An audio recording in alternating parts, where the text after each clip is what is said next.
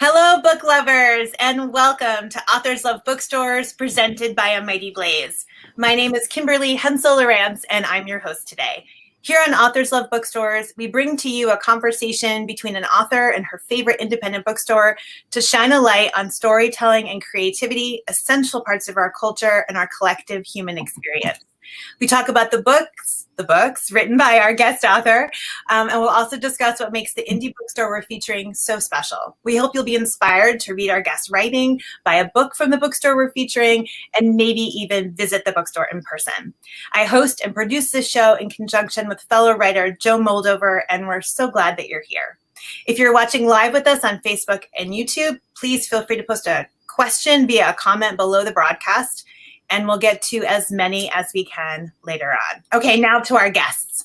We are so excited and grateful to welcome two wonderful guests today. The first is author Donna Freitas and also bookseller Annie Philbrick to the show. Welcome, welcome. So let me tell you a little bit about Donna and Annie. So Donna is the author of fiction and nonfiction, as well as memoir and novels for young adults and middle grade readers.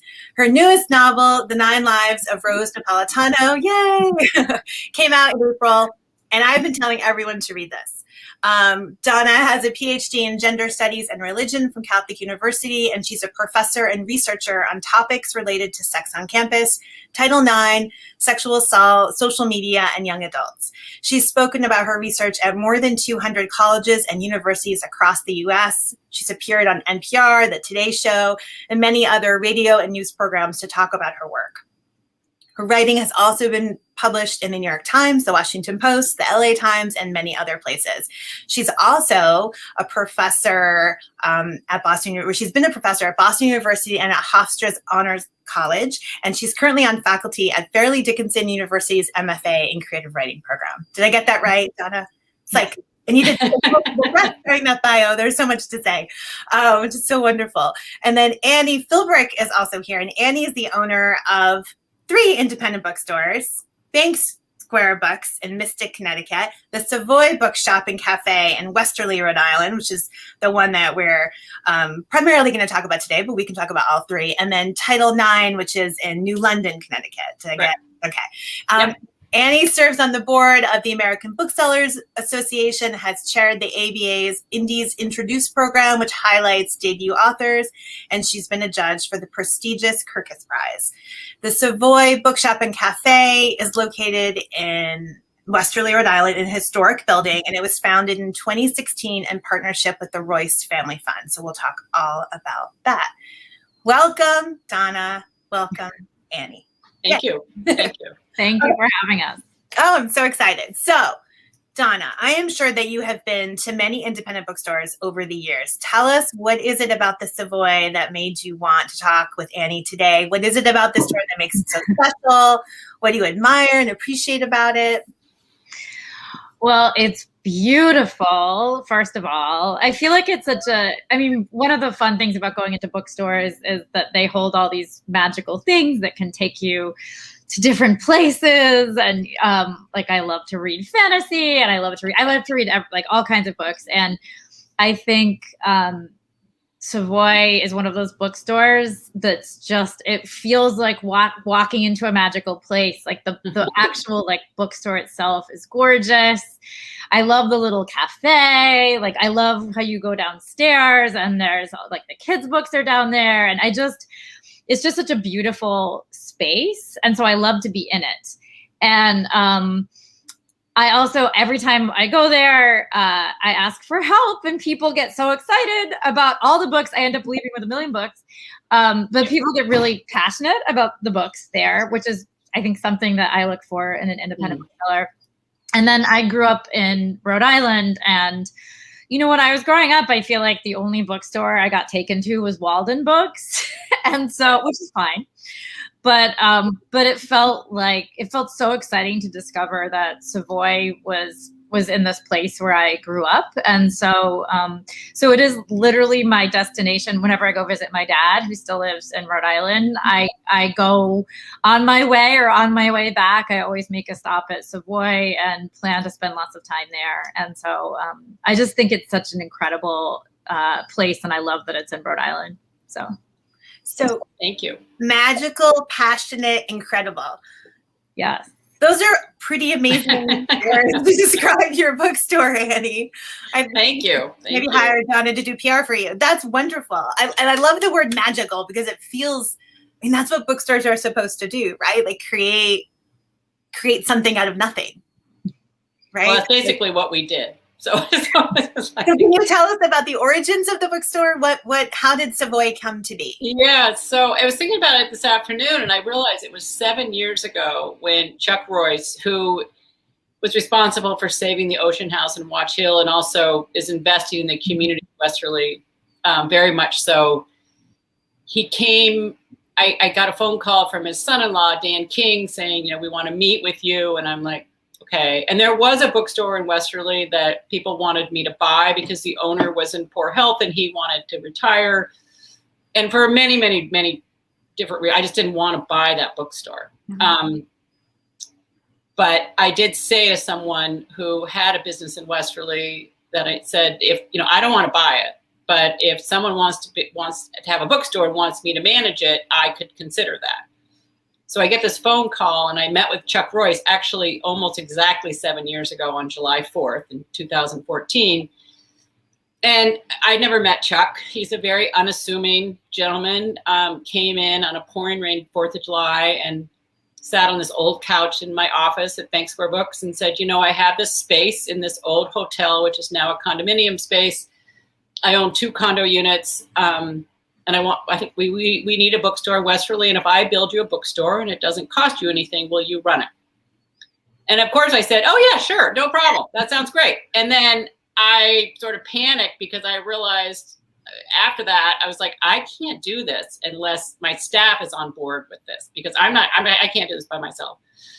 And so we had a staff meeting and they were all like, well, yeah, why wouldn't we do this? So 18 months later, we opened up Savoy in March of 2016 after this 18-month complete renovation where basically the only original parts left in Savoy are the brick walls up high on the walls and the flooring, but which was also taken up and piled up as they rebuilt the entire bookstore. And it really is, Donna's really right. It's magical. We have 3 fairy houses built into the walls that the kids would go play. They're like these miniature rooms that the architect put together, and the kids will write letters to the fairies, and my staff sometimes will be able to write them back. Aww. We actually had like grandmothers saying my granddaughter wrote a letter to the fairies and she hasn't had an answer yet. And she's really upset about it. So anyway, it's pretty amazing what you walk into it and I describe it to people. It's like 1920s London or New York of this dark wood, these Oriental rugs, this nice little cafe, and it's just the natural light is wonderful, and it's really done so much for Westerly.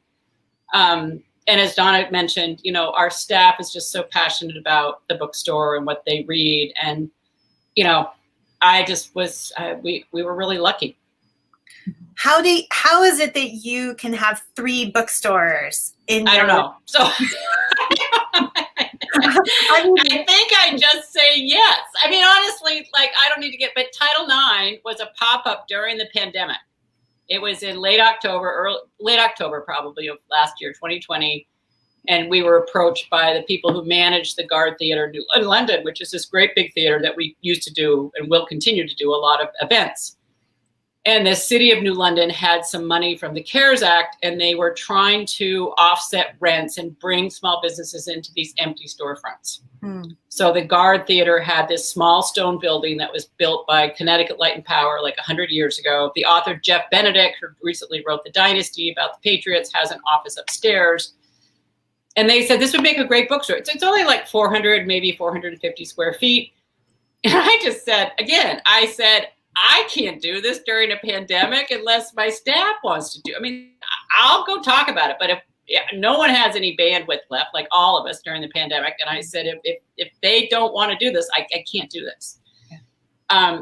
And of course, we had a meeting, and it was sort of serendipitous because there was a young woman who had gone to Connecticut College who was working for us as a bookseller, but really wanted to get more involved in communities and partnerships, and so the meeting was like, yeah, we could do this. I mean, Olivia can run it. She's like, yeah. And they're like, yeah, we'll call it Title IX. It'll be this feminist, edgy BIPOC bookstore. And I'm kind of like, whoa, okay. So anyway, the city of New London has been very supportive. The Guard Theater, Jeannie and Steve Siegel have been very supportive. So anyway, that's how that, and Bank Square, I mean, I bought in 2006, 3 women bought it. There were 3 women, we were friends, but not really close friends, but my son had worked there in high school, and the owner's wife got a job at the Getty Museum in LA, and my son came home and said, you know, Stuart's gonna sell the store, I think, and I, at that time, was working with the Small Business Development Center at UConn under the SBA, and honestly, it was kind of boring. And I said, oh, I've always been a huge reader. And I was like, wow, that would be kind of cool to own a bookstore. And so lo and behold, here I still am 15 years later as the only one. Everyone else has left, or my other partners have left or retired. But that's okay, because I have an amazing staff. So it does sound like your staff is amazing. And they're amazing. And very willing to try new things and take on more work. Yes, they just keep going. And that's sort of the magic, like Donna was talking about, the magic of an independent bookstore, being part of a community. And they're also invested, you know, that is, even during the pandemic, you know, we don't have to relive all that necessarily, but, you know, we couldn't have gotten through that without my staff. Yeah. And not whatsoever. One of the things we've heard a lot from booksellers about is the fact that during COVID, they had to pivot to new ways of doing business, and more online than in person, delivering books to people's homes in the neighborhood. I'm curious, when you think about this past year, have there been any business practices that you adopted during COVID that you will continue going forward? Yeah, I think the main thing we did was we finally, after we got through sort of March, April, and part of May, we designated one plus person to be in charge of the web orders, because they were just out of the roof. And when we scaled our staff down to only like 4 or 5 people in March, they were trying to handle everything, you know, the deliveries, the counter pickup, the shipping, and the web orders, and they were just burning out. So we managed to find some person who could sort of handle those web orders. So that has continued. The web orders have dropped off, but we have also learned that in order to do that well and serve our customers well, that we needed someone who really paid attention every day to the web orders. A perfect thing to buy in person or online. I know. I'm going to do that. That's okay. Annie, can I ask Annie a question? Yeah, of course, please. I love that. I have to go visit your bookstore, Title IX, now, because that's my. So is it a feminist bookstore? Well, it has general books and bestsellers, but Livia, who's running it, really sort of tries to cater to BIPOC and sort of feminist, that, and that's what she's about, and that's just, it's a very different.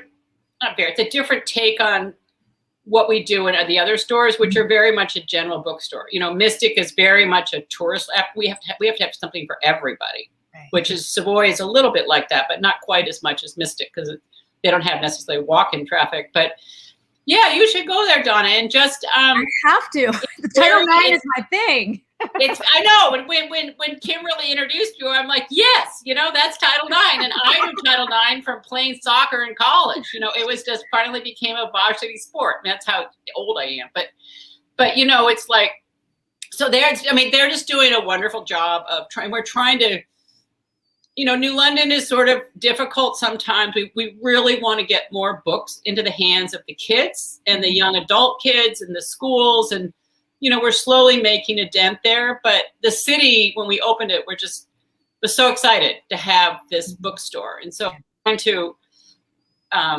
sort of work with New London and what we think, or what Livia, who as I mentioned, went to Conn College and understands New London better, of what that city is looking for, or the residents of that city are looking for. Well, I'm totally going to come visit. One of my other favorite day trips is to go to Bank Square And I go to the bookstore and I go to Young Buns across the street. Oh God, yeah. And sometimes I I also go to Sift, the bakery. Yeah. And so it's like this book/baked goods experience. Right. So Young Buns, Kimberly, just so you know, so Sift is this amazing bakery, and Adam Young is part of the Food Network and the bake or whatever. And they opened up a donut shop right across the street from the bookstore that used to be this funky old coffee shop, and they call it Young Buns. And when it first opened, they open at 7 or something like that. And I go to the bookstore often early in the morning before the crowds and before people. And it was like the line was like 2 blocks long getting there. Then they're exotic donuts. They're not just a crispy. They're like crazy. Well, we've put the link to Young Buns below the broadcast. That's a good name. So that's a great day trip for people to begin with. So go to Mystic, go to the aquarium, go to Bank Square Books, go to Young Buns, get your sugar, your Buns and books. Yeah. Yeah. And we have a cafe at Savoy, which sells Dave's coffee from Rhode Island, and we get pastry from Zest, which is a baker in the Velvet Mill in Stonington. So it's not quite as exotic as Young Buns, but it's still delicious. Excellent. So we're planning everyone's trips to get sugar and books. I love it. Great. So one of the books people should definitely get is The 9 Lives of Rose Napolitano. Donna, the reviews for this book have been terrific. Congratulations. Thank you. Kirkus describes this novel as highly readable and provocative. Publishers Weekly calls the book stunning, adding that your prose is engaging and precise, and your what-if format proves ideal for elegantly unpacking the tensions of the plot. It goes on, Publishers Weekly goes on to say that you balance tightly written scenes of confrontation with Rose's poignant reflections on how much she can compromise without losing herself completely. This isn't one to miss. That's great. Now, for those of our readers out there who have not yet had the pleasure of reading this book, can you give them a quick description of the plot? I don't want to reveal too much, so I'll let you do it. Sure. So it's the story of a woman who doesn't want children, whose marriage has come to rest on whether or not she'll change her mind.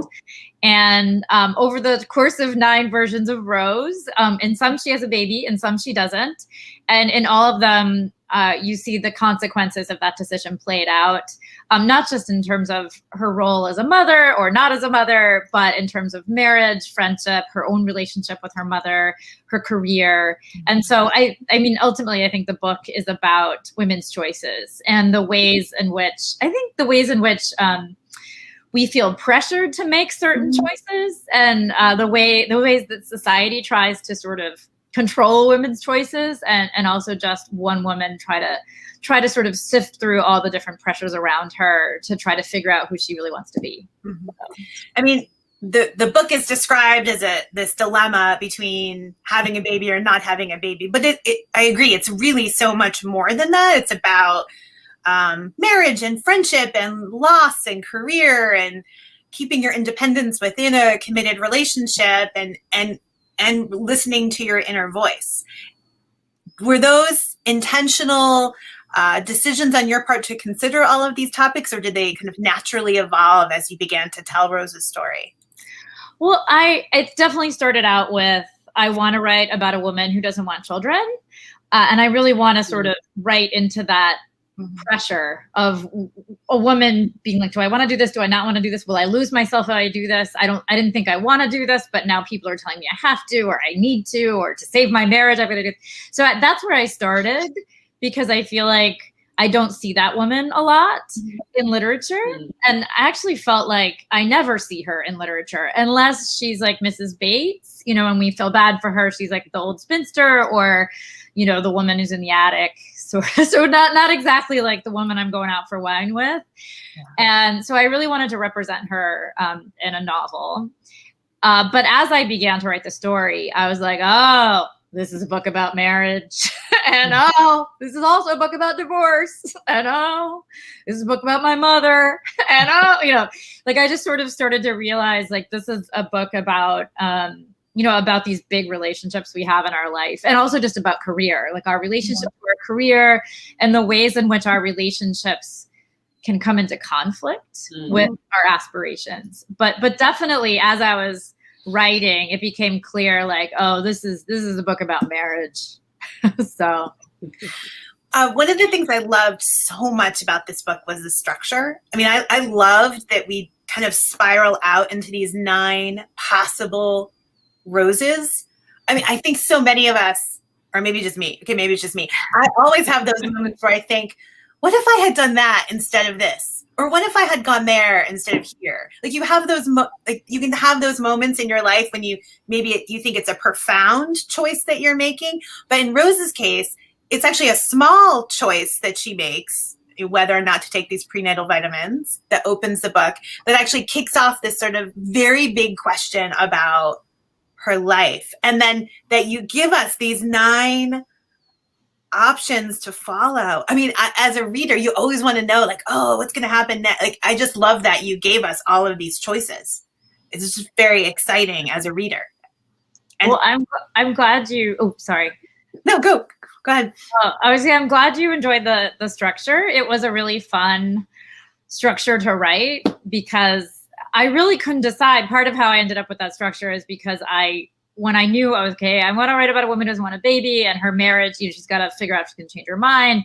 I just kept thinking, well, which of those stories am I going to write? Am I going to write the one where she has a baby and she's happy? Or am I going to write the one where she refuses to have a baby and her marriage ends? Or like I just thought of all these different versions. And then it was when I thought, ooh, what if I could write all the stories, or like all that I had in my head that felt really exciting. And I'm definitely one of those people who has a hard time making big decisions. And so it was easy for me. Like, I would lay in bed at night when I was trying to decide this in my own life. And I'd be like, oh, what if I do this? What if I do that? What if I do this? Like, and I could just play them all out in my head way too vividly.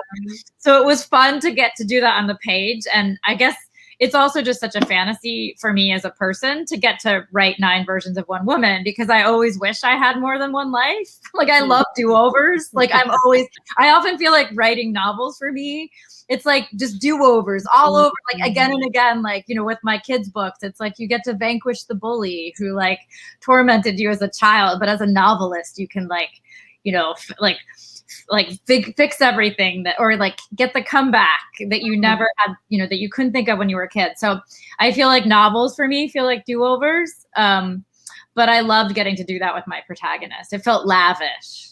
So Ooh, I like. So Donna, I have a question for you about that. So I'm listening to you and I've read your book and I'm thinking, so are you going to write 9 more books and just pull out the story of Rose and just what happens and all of that? I think that would be fascinating. Maybe really hard, maybe, but I think it would also be really interesting. Like, well, what about this? Let's take that story down a path. What about this decision? Let's see where that goes, or whatever.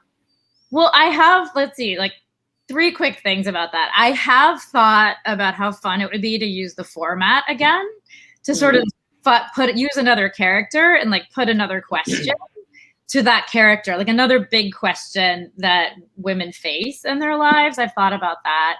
But I also I've been working on a book that's about a marriage. Like I realized as I was writing, I was like, oh, I'm still very interested in marriage and like why it works and why it doesn't. But also I think I'm really interested in how sometimes women lose themselves in a marriage. Like or I think that's a fear I have, or that I have had, and that it feels very alive to me. And as I've been working on this book, I was like, oh, it's like I've lifted one of Rose's stories and now I'm like really playing it out like very tightly. It's like I'm not done with it. But the other thing, I can't really say this yet. Well, anyway, I'll say it critically that there's a TV version of Rose in the works, and one of the things that's come up in the discussions about it was the fact that like 9 episodes is actually like it's a lot of space. It's more than in a book. And it's actually made me think about the ways in which I could develop certain lives of Rose that I didn't have room for in the book. And that feels really exciting. That's oh, wow. Congratulations. That's wonderful. Yeah. It's not official Right. yet, so I think I'm not supposed to say that. But well, you just did, so there we are. We're all going to wait for it now. So. We won't tell anybody.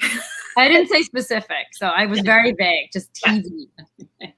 We're just putting the positive vibes out there. So that's wonderful. Congratulations. I'm curious when reading the story of Rose and this new project that you're working on, how much of your own life do you cannibalize for your writing? Like, how much of it do you steal? I think it's a question for all writers, because there are some obviously who rip from their own lives a lot, and then there are others who create worlds that are very different. But I'm curious, how much of you do you put in your work?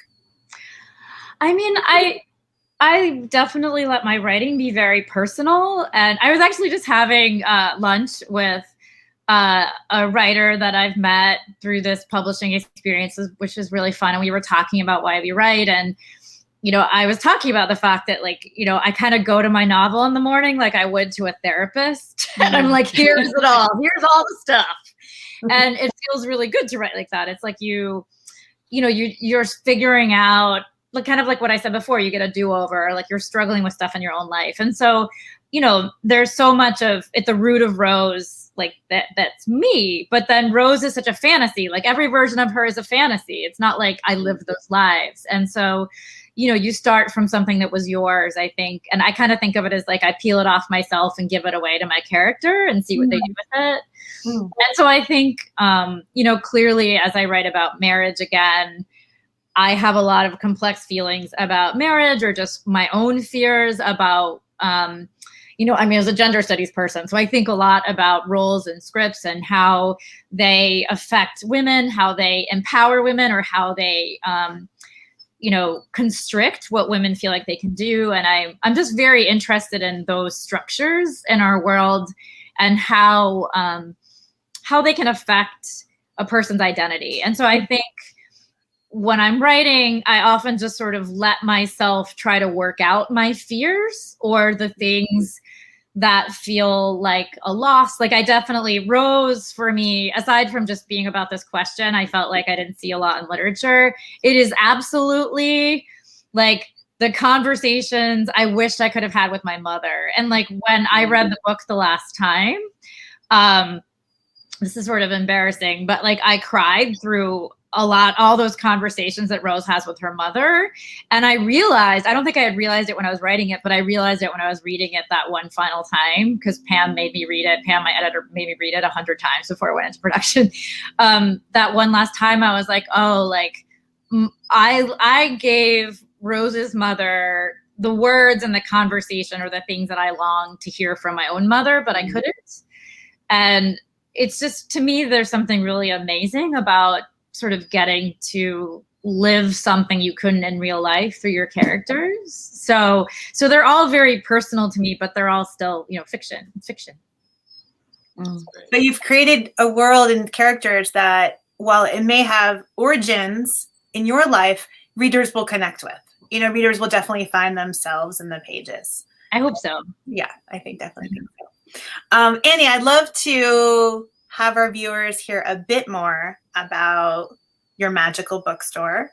And so one of the things that we are always fascinated to hear about is the art of matching a customer with a book. Like it's what makes indie bookstores so different than, say, corporate entities, because you can walk in and you can say things like, hey, I read this book and it had a purple cover and it had a dog. And the bookseller will maybe know, or if they don't, like do a convincing job to make you think that they do know, but they'll be able to recommend something based on that idea that you have or that interest. How is it that you and your wonderful team, how do you facilitate that matchmaking? You know, it comes in many different ways. I mean, when you mentioned, like, you know, someone coming in saying, I knew the color of a book, it brought me back to a story where a customer came in and said, I was just in Stowe, Vermont in this little bookstore up there, and there's a book in the window and it had a yellow cover and I can't remember the name of it. And so we actually called them and said, do you have a book with a yellow cover? This book, because she couldn't remember anything else except for that she wanted to read it, had a yellow cover. So that's part of what that's a community of independent bookstores, of how we all work together, in our own ecosystem. But I think, recommending, it's the passion that all our booksellers have. It's like, and it's also just, word of mouth is sort of a cliched phrase, but it works. But the word of mouth that I love is that, we're in the bookstore and someone's like, I need something to read, or they've got like 3 books and it's like, well, what have you read? And they're like, well, I've told you this, I've read this. And then what happens is that all these customers oftentimes start chiming in. Oh, I read that. I didn't like that. Oh, God, if you read that, then you have to read this book. And then you have to read this book. And it just sort of goes down the line. Then my staff gets involved and they're like, oh, if you like that, oh my God, like Donna, you read sci-fi fantasy. I don't read that stuff, but oh my God, the excitement that my staff has about some new sci-fi fantasy book is just incredible. They're like, oh my God, I can tell you all these books and all these books. And then again, it also goes to the staff pick shelves that are, my staff at Bank Square did this amazing thing about a month ago. They color coded all the covers of the staff pick books. So they mixed them up. So like all the ones that have somewhat red covers are all on one shelf, all the yellow ones and all on one shelf. But it's that hand selling. I think customers come in with a sense of wanting to discover a book to read, and some of them like to do it on their own. Some of them don't really want help. They like to just do their discovery process on their own. Some come in, and there was a gentleman came in, I don't know, in the last 10 years or whatever, 8 years, 5 years, I don't remember. After 2020, none of us remember any kind of timeline. But he said, my wife is going under treatment or something, and I want a book that nothing bad happens. And we all just kind of looked at each other. It's like, oh, that's really hard. So it was just like, trying to find, and we ended up with like the Rosie Project or a couple other, but it was like, God, I was like, that's really hard to come up with where really nothing bad happened. No one gets divorced. There's no murder. There's no trauma. It's just a happy book, and even in romance books, which now, especially Savoy sells a lot of, something happens. Somebody gets murdered or the rogue gets murdered or the whatever. But, it's just that sense of hand selling a book to a customer. It's kind of like giving a part of yourself to that customer. It's a book that you've loved and you're sharing that love of that book with that customer. That's what we do in independent bookstores. There's almost nothing more satisfying or nothing more sad than matching a customer with a book that they love. And then, honestly, they come back. I have a customer who used to live around us, and he then moved to New York, and he would come up every Christmas and come find me. And I said, I've got these 4 or 5 people I need to buy books for, and you have the greatest record. So help me out. Yeah. And it's like bing, bada, boom. But that's why we have independent bookstores, and that's what we do. The other thing about indie bookstores that are unique is the way that you put together live events and author events. And I know that this past year has been this past year, but if you look at the many years that you have owned your bookstores, is there one live event that jumps out at you as the most memorable, or the ones that you and your staff talk about and like, oh, remember when that happened? Any of those? There's a lot of them. I think they're all sort of different. I was talking to Anastasia, my event coordinator, and we talked about the one that Lisa C. with her tea book. That was an interactive event that we actually had the tea that like similar to what she had in the book, and we, made the tea and provided it to the customers, and that was wonderful. We did an event at the Guard Theater that I mentioned, which is part of Title IX, with Nicholas Sparks, and we had people around the block. Just lined up for like blocks. There were like 1,500 people coming in, and the excitement was just palpable. And then there was a woman. He was upstairs in the green room. They were signing the books before the event, and this woman was like begging me. He had one of his books, and her husband had cut out a hole in the middle of the book and put the engagement ring in there when he asked her to be married. And she's like, "Could you please have him sign this book?" And so we took it up to Nick, and I said, "I'm sorry," because he was sort of rolling around signing 1,500 books. And I said, "Can you sign this?" And he goes, "Oh yeah, I've had this before. It's pretty great." So he signs the book for this woman, and it's just, and that's what authors, they really, I mean, Donna, you can speak to it as well, but it's just that excitement of the customers to see an author. That's what hard during 2020 was. It was all virtual, and we, like today, I mean, like, we're seeing people, but it's not that same sort of palpable sense. And then we've had a couple impromptu ones at Savoy when, after the 2016 election, I wasn't there, but my staff was watching, and I think these men came in these dark suits, and they realized they had these little coils in their ears, and what's going on? And they turn around, and there's Hillary Clinton and Chelsea and Bill Clinton and the kids and the brother, son-in-law, and they were staying at the Ocean House in Watch Hill, which Chuck Royce is, a big part of, and they came to the bookstore very nonchalant, and it was an emotional time for a lot of my staff because of the election, and Hillary couldn't have been more gracious. And so that was just like this impromptu, whoa, So anyway, there's a lot of different things. And like Banks Square, once David Baldacci showed up, and I guess his daughter was in Boston at college, and they were driving through or something, and his wife brought a stack of books over to the staff and said, "Would you like these signed?"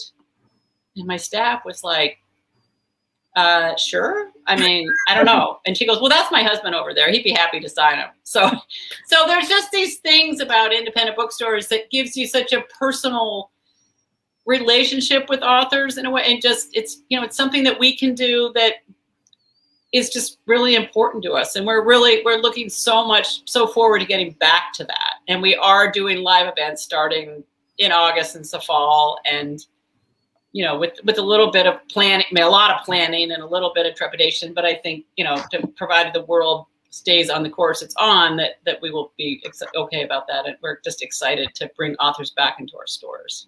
Wonderful. Donna, you've written in a number of different genres: nonfiction, middle grade fiction, YA, and now adult fiction. We have a lot of writers who watch our shows on Almighty Blaze. How is the craft of writing different for you in the different genres? Do you have a preference? Do you like fiction more than nonfiction, or does your heart yearn for YA? Like, which one is a favorite, or is the one that you're doing the favorite?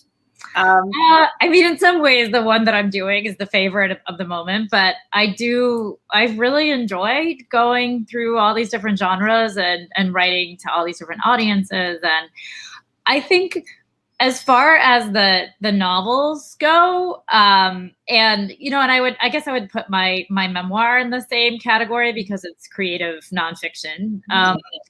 I feel like the skills that I have as a writer of children's books, as a writer of memoir, as a writer of an adult, they're all the same. Like, they're all coming from the same place. Like, the skills I have as a novelist are the skills that I have as a novelist. And I definitely learned to write novels as a YA novelist and a middle grade novelist. And so when I was writing Rose, I was like, oh, this is such a YA novel. Or like it felt like all the sort of rules I have for myself as a writer about momentum and dialogue and scene setting, like those all came from my work as in YA middle grade, and I just applied them to adult. And but I mean, for me, it's always whatever the question I'm asking or the whatever I want to write about is what defines the book. And so it wasn't like I one day woke up and was like, today I shall try an adult novel. It was more just, I asked myself, like, what do I want to do next? Like, what feels urgent to me? That's a question I often ask myself when I'm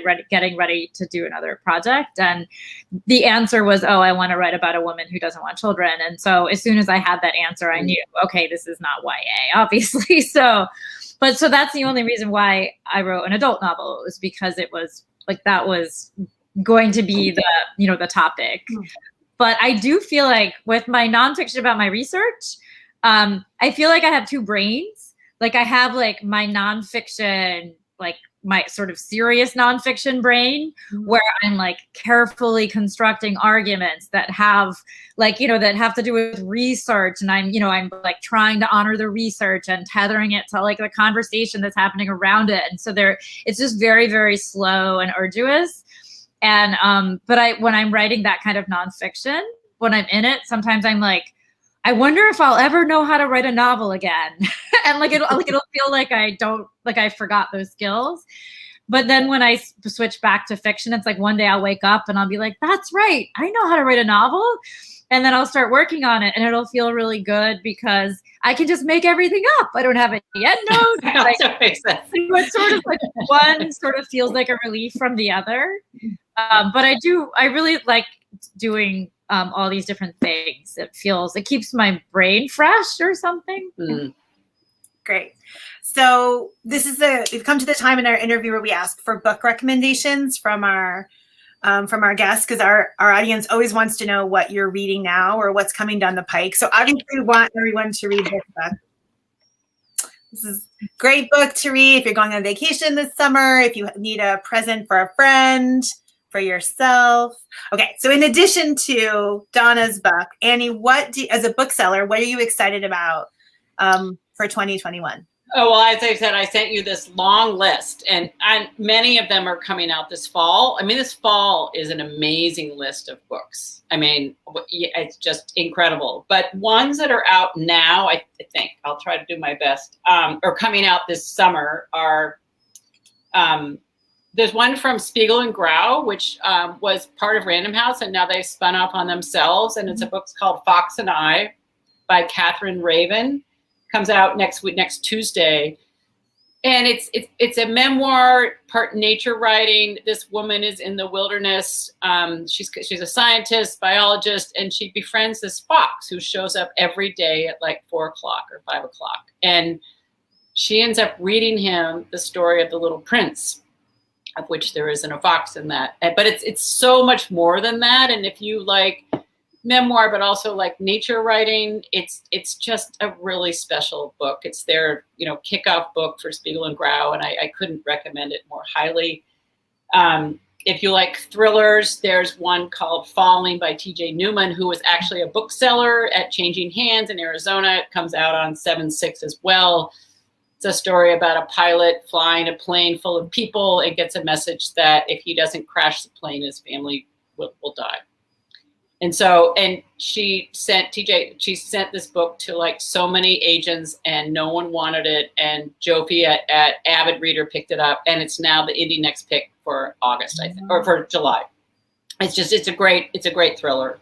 Another thriller that's coming out is The Maidens by Alex Galades. I think I pronounce it. He's a Cypriot. He also wrote The Silent Patient. So that's out already. Another one that's out already is Finding the Mother Tree by Suzanne Simard. That's also becoming a movie later on, but it's about, she's a forest, she was worked for the Forest Service, and now she teaches at the University of British Columbia about how trees in the forest all are connected and they talk to each other and support one another. It's fascinating. Also in August is Paradise by Lizzie Johnson, which is about the Paradise Fire, which will just make you angry, but also make you feel so empathetic and just to these people and what they went through. And of course, we talked earlier before we came on the show about Matrix by Lauren Groff, which is just incredible, set in a monastery, nunnery, whatever, in the like 16th century or something. And it's just so good. And I actually, I can't remember the name. I was watching some show on Topic, this new streaming one that is also this nunnery down in Tasmania, and I'm just like, oh my God, that's how people live. I can't imagine it. But anyway, The Lincoln Highway by Amor Tolls, who wrote Rules of Civility, Gentleman in Moscow. He's got another one. Cloud Cuckoo Land by Tony Doerr. He's got another one. Elizabeth Strout has O. William. Another one, Memoirs of Stockholm Swen by Nathaniel Ian Miller. Which is coming from Hachette, set up on the island of Spitsbergen. And if you're too hot, it's coming in the fall, but that's another really great one. So there's a lot, but that's. Wow, what a list for 2021. It's as if publishing's making up for everything that happened to us in 2020. They are, and I've read most of it. I've read them, so it's good. That's what I do. Fantastic. I love it. Oh, thank you for sharing that list. Donna, what are you reading now? Or what can you recommend to our audience? Well, I would just say in terms of, by the way, I loved all the thriller recommendations. I've been picking up and putting down The Silent Patient in like bookstores. And so maybe I just need to do it. I've been looking, I love reading thrillers over the summer. They're like my present to myself when I go on vacation. So there's a great twist in that, Donna. So you got to keep reading it. I gotta do it? Okay. I've like picked it up in the last 3 bookstores I've gone in. I'm like, should I get this? And then I put it back down, but I'm going to just do it. You should get it. And then get the Maidens. So and the Lauren Groff one sounds exciting. So I finished recently The Most Fun We Ever Had by Claire Lombardo. And it's one of the best books I've ever read. Like, I love that book with all my heart. Like, it was one of these, like, she's such an incredible storyteller. And her prose is beautiful, but it's one of those books I opened it and it had me at like chapter 1. Like, I was in it and I just kept going. And I was like, what is this book about? I don't even know. I don't care. Like, I was just like, I wrote to Claire after. And so the family in the book, they're the Sorensens. And I was like, dear Claire, I would watch the Sorensens eating soup. Like, that's how much I loved being in their world. So I would really highly recommend it. And it actually reminded me of my experience reading Pachenko, which is one of my favorite books. I feel like if people haven't read Pachenko yet, they just have to go do it. And the storytelling is so incredible. And I just felt like every little detail in that book and the characters' lives I cared so deeply about. But on deck for me, which I'm really excited to read, is Una Out of Order. That's good. Yeah. Oh, that's Everyone fun. has told me to read it because of my book. I can't tell you how many people have been like, after they've read my book, they're like, you have to read Una Out of Order. So I'm going to be reading that. And another one I just got is Catherine House. And it's a Gothic-infused debut of literary suspense. And so it's by a debut author, Elizabeth Thomas. And I was actually at House of Books in Connecticut, and they hand sold this to me. And one of the things, like, so this debut author, her hardcover came out in the middle of the pandemic, and her paperback is coming out at the end of the pandemic. And it sounded really wonderful. And I just, as an author who had a book coming out during the pandemic, like, I feel for all of these authors. So Catherine House, I'm really excited to read. And the other book that I still think about that I read last summer that I couldn't put down, which I would say if you haven't read it, you have to read it. It's Amity Gage's Sea Wife. Oh, it's really good. That book is amazing. I was just going to, that was one of my favorite books I read this year. We had Amity on the show a couple of weeks ago. Yeah, I love it so much. Like, really also as a writer, I admired it. Like, but also just, I sat on the beach last summer and a friend of mine was like, you have to read Sea White. So I got it. And it was like all I did for 2.5 days. Like, I sat there under the umbrella with Sea Wife and just couldn't put it down. And it was a perfect read in that sense. Like, I love. Yeah, Donna, you're right. If you want to explore marriage or write about marriage, that's the perfect book to explore another person's marriage. It's like, okay. So I love, like, one of the things that I thought, I was like, oh, it's a thriller about marriage and family. Like, the best kind of thriller. Yeah. Well, the 2 books I recommend to everyone lately have been your book and Sea Wife. So there you go. Oh, good. Great. Oh, that's so nice. Yeah. We're coming to the end of our time, much to my sadness. I could talk to the 2 of you forever. Thank you so much. Thank you so much for being here. But Annie, I have to ask you this one question we ask every bookseller, which is, please finish this sentence for us. Right. Running a successful bookstore is part hard work, part luck, and part what else? I was thinking about this a lot. It is also a lot of hard work, but it's also so rewarding to run an independent bookstore and be part of a community, which is really why I started Bank Square and did Savoy and now Title IX in a different city. But it's it's just having a sense of community and being part of it. And it's so important to me as the owner. And I think to all our staff is just, that's who we are. I mean, we sell books. I get that. We support authors, and we you know, I'm not belittling that whatsoever, but it's being part of the community, and it's you know, we would not be there. Any of these stores would not be there without the community. So that didn't quite answer the question directly, but it's also, that's what's so important to me and all of us, is that we serve our community, and you know, we want to continue doing that for a long time. Wonderful. Thank you. Thank you, Annie. Thank you, Donna, for being with us. Thank you to our audience for joining us for another episode of Authors Love Bookstores. We put the links below the broadcast for the store, for Donna's website. Please go check out those sites and learn more about Donna's work and this book, as well as her many other books as well. And go check out the bookstore online as well. If you liked today's show, we hope you did. Please subscribe to A Mighty Blaze on Facebook so you get notified about all of our author interviews, or hop over to our website, amityblaze.com, to subscribe to our newsletter. Join us back here next week at 4 p.m. Eastern Time for another episode of Authors Love Bookstores. Until then, be well and keep reading. Thank you. Thank you, everyone. Thanks so much. Thanks.